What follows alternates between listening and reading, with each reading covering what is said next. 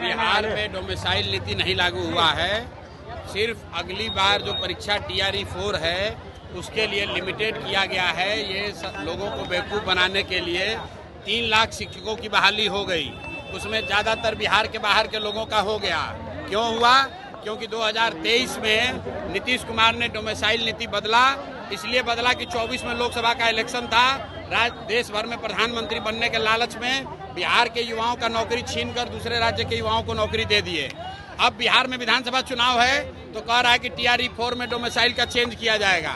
ये भी नहीं बताया गया है कि कितना % बिहार के लोग रहेंगे। अगर TRE 4 में डोमिसाइल लागू हो रहा है तो 100% सिर्फ और सिर्फ बिहार के लड़कों को ही नौकरी मिलना चाहिए। और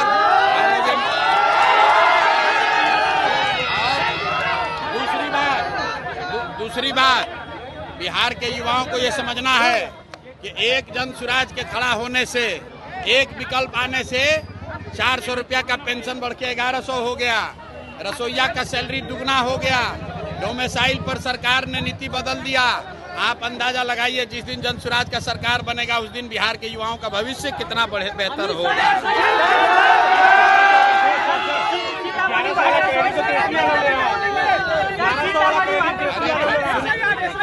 ऐसा है,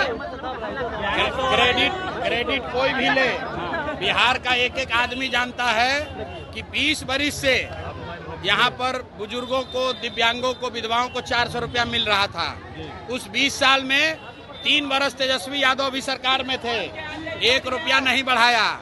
लेकिन जन स्वराज की जो व्यवस्था अभी बन रही है, ये जन स्वराज का डर नहीं है, लोगों का डर है। इतना डरा हुआ है नीतीश कुमार, इतने डरे हुए हैं कि अगर हम नहीं बढ़ाएंगे पेंशन तो लोग हमको हटा देगा। लेकिन अब जनता मानने वाली नहीं है, अब मानने वाला नहीं है, हटाएगा ही हटाएगा। सुनिए, SIR के लिए सुनिए, SIR में भाजपा के कहने पर, भाजपा के साथ मिली भगत करके इलेक्शन कमीशन यहाँ से गरीब, वंचित, मुसलमान जो बाहर प्रवासी मजदूर हैं उनका नाम काटने का कोशिश कर रहा है। लेकिन किसी को डरने का जरूरत नहीं है।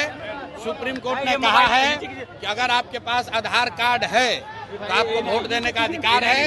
इलेक्शन कमीशन किसी का नागरिकता तय करने का अधिकार इलेक्शन कमीशन के पास नहीं है। ये सुप्रीम कोर्ट का रूलिंग है, इसलिए किसी को डरने की जरूरत नहीं है।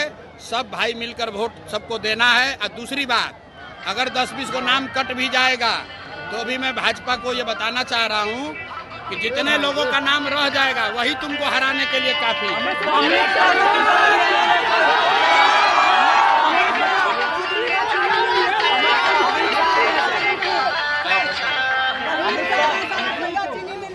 सुनिए, अच्छा रुकिए,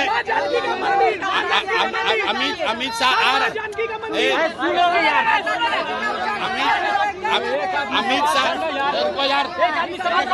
अमित शाह आ रहे हैं तो अरे सुनो, अमित शाह, मोदी और राहुल गांधी, आप सबको ये पूछना है कि चुनाव के अलावा अगर अमित शाह, राहुल गांधी और मोदी एक रात भी बिहार में बिताए हों चुनाव के बाहर तो हमको बता दीजिए।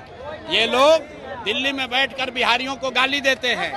अमित शाह आएंगे तो हमारी ओर से, जनता की ओर से, बिहार के युवाओं से सवाल है अमित शाह को कि महाराष्ट्र में भाजपा की सरकार है और बिहार के बच्चों को, हिंदी भाषियों को महाराष्ट्रियों ने मारा है, वहां पर वहां के लंपन एलिमेंट ने, अमित शाह ने उस पर बयान क्यों नहीं दिया?